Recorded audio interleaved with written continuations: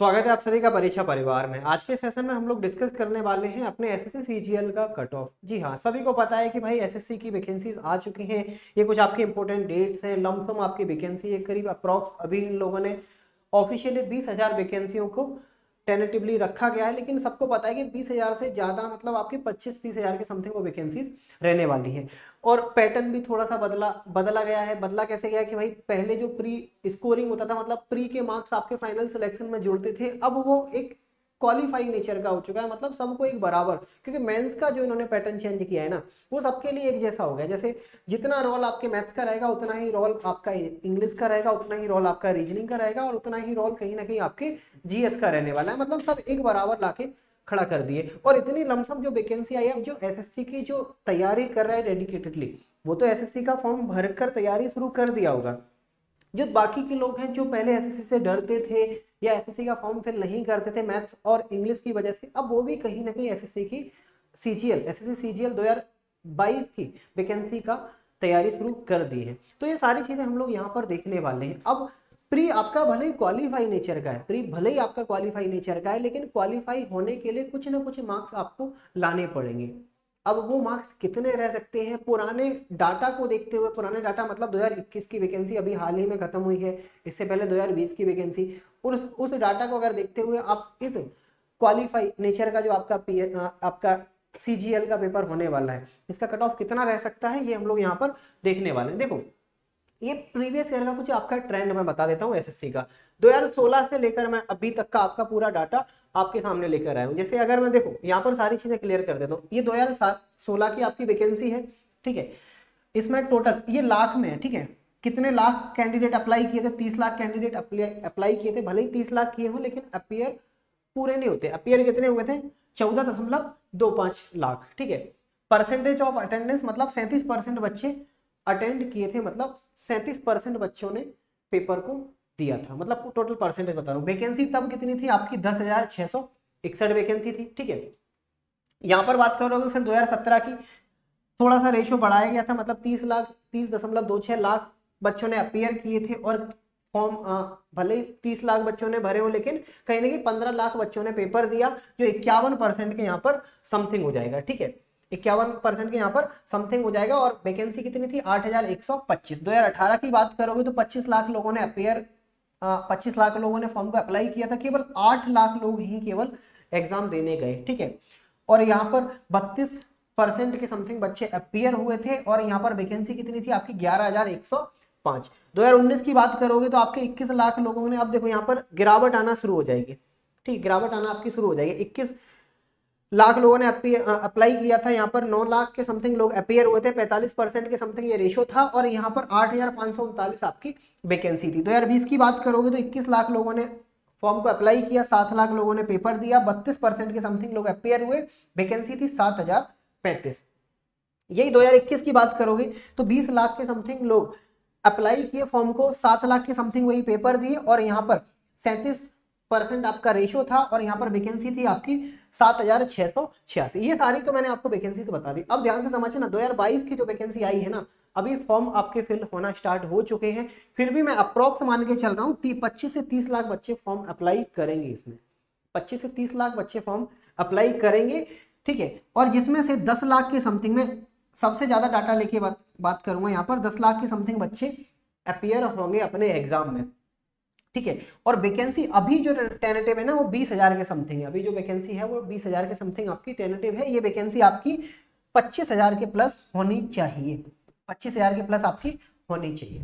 तो ये पूरा डाटा आपके एसएससी की वैकेंसी और बच्चे के अटेंडेंस का पूरा डाटा। अब ध्यान से समझना, लास्ट जो 2 साल की मैं बात करूं, लास्ट जो 2 साल की बात करूं, 21 की और 22 की, ये 21 का आपका कट ऑफ। 21 की अगर बात करो, 21 का मैंने आपको यहाँ पर बता दिया था। 21 में 20 लाख लोगों ने फॉर्म को अप्लाई किया था, 7 लाख लोग यहाँ पर अपीयर हुए थे, और 7,600 के समथिंग आपकी वैकेंसी। अच्छा, एक चीज और आप लोग समझना क्या है कि जो एसएससी है ना, जितनी भी वैकेंसीज होती है उनके 15 गुणों को, उनकी 15 मतलब 15 गुणों को, 15 गुने बच्चों को प्री क्वालिफाई कराती है। प्री क्वालिफाई कराती है मतलब अगर 10,000 वैकेंसी है, ठीक है, अगर 10,000 वैकेंसी है तो इनके 15 गुने कितने हो जाएंगे आपके? 1.5 लाख। मतलब 1.5 लाख बच्चों को प्री क्वालिफाई कराएगी। मतलब कट ऑफ इन 15 गुणों पर डिसाइड किया जाता है। इन 15 गुणों पर, और सेम नंबर वालों को भी प्राथमिकता दी जाती है। 1.5 लाख के मतलब 1,60,000 के समथिंग हो जाते हैं। तो यहाँ पर ध्यान से समझना, कट ऑफ आपका कितना था जर्नल का, 7,500 वैकेंसी पर 130 मतलब 130, ठीक है। ईडब्ल्यूएस का 109, ओबीसी का 117, एसटी का 81, एससी का आपका 94, एक्स सर्विसमैन का 42, ओएच बीएच के आपके 77 40, ये सारे कट ऑफ थे। टोटल यहाँ पर वैकेंसी बच्चों को देखोगे तो यहाँ पर 1,13,848 बच्चों को क्वालिफाई किया गया, जो अपने डाटा जो एक्चुअल जो वैकेंसी थी उनके 15 गुने के बराबर होगा, ठीक है, 15 गुने के बराबर होगा। अब यहाँ पर ये आपका रॉ वाइज के हर शिफ्ट में कैसा क्या पेपर था, कैसा क्या आपका स्टफ था, कितने नॉर्मलाइज्ड मार्क्स मिले, किन के नंबर बढ़ाए गए, ये सारे डाटा मैंने आपको यहाँ पर बता दिया। ये 2020 का। अब यहाँ पर समझना 2020 में वैकेंसी कितनी थी आपकी, वही 7 की लाइन में, मतलब 7700 के समथिंग। यहाँ पर जर्नल का आपका कट ऑफ कितना गया, 132, ईडब्ल्यूएस का 109, ठीक है, ओबीसी का 119, एसटी का 93, एससी का 100, एक्स सर्विसमैन का आपका 74। टोटल यहाँ पर देखोगे तो 1,14,135 बच्चों को प्री क्वालिफाई किया गया, मतलब वैकेंसी का इन्होंने 15 गुने बच्चों को क्वालिफाई किया है।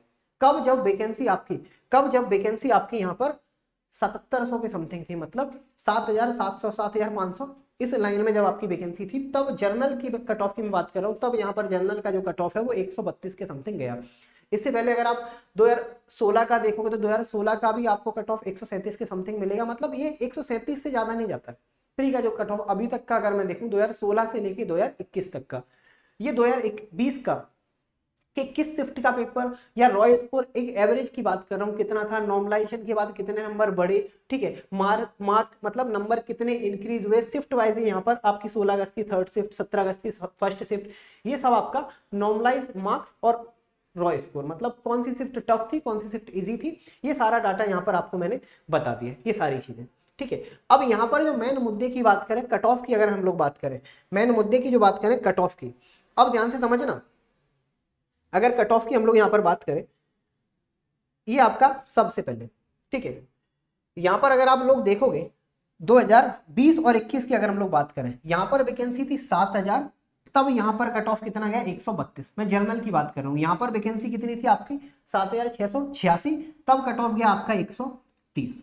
मैं जर्नल की बात कर रहा हूँ। अब यहाँ पर आप देखोगे ना, यहाँ पर जो वैकेंसी है ना वो 20,000 वैकेंसी है, मतलब अगर 20,000 की 20,000 ही रहती है और यहाँ पर आपको 15 गुने बच्चों को क्वालिफाई कराना है, मतलब यहाँ पर आपके 15 दूनी 30, मतलब 3 लाख के समथिंग बच्चों को उन्हें प्री में क्वालिफाई करना पड़ेगा, मतलब अपने मेंस के लिए एलिजिबल करना पड़ेगा। हालांकि प्री एक क्वालिफाई नेचर का है, आप सब बराबर हो, चाहे भले ही आप कट ऑफ से 130 कट ऑफ जाएगा, आप 190 लेके आ जाओ या फिर 131 लेके आ जाओ, आप सब बराबर हो। लेकिन हाँ, यहाँ से कहीं ना कहीं आपकी एक तैयारी झलक जाएगी कि हाँ आपकी मेंस की तैयारी किस लेवल की है।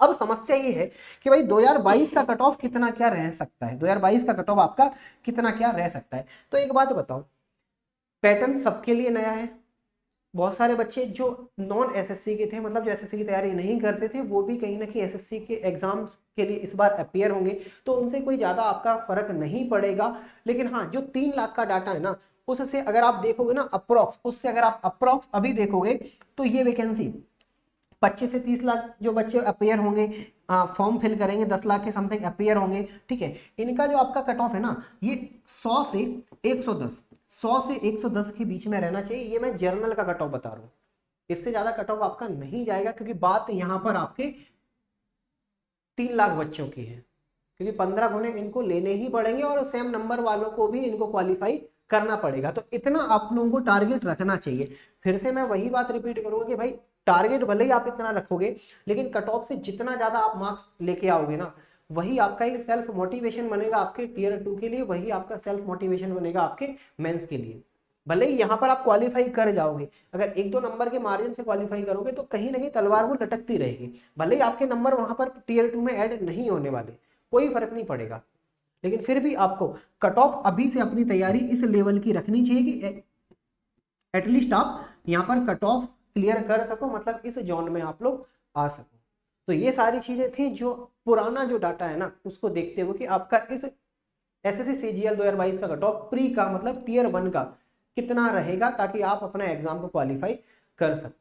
चलो क्लास को हम लोग यहीं पे रोकते हैं। एसएससी की या फिर किसी भी आप सेंट्रल गवर्नमेंट या स्टेट गवर्नमेंट के एग्जाम की तैयारी करने के लिए परीक्षा एप्लीकेशन को आपको इंस्टॉल करना है, क्योंकि यहाँ पर आपके हर एग्जाम का आपको मॉक टेस्ट, आपको वीडियो कोर्स अवेलेबल हो जाएगा। क्लास को यहीं पर रोकता हूँ। वीडियो को आपको लाइक करना है, चैनल को सब्सक्राइब करना है और क्लास को ज़्यादा से ज़्यादा शेयर।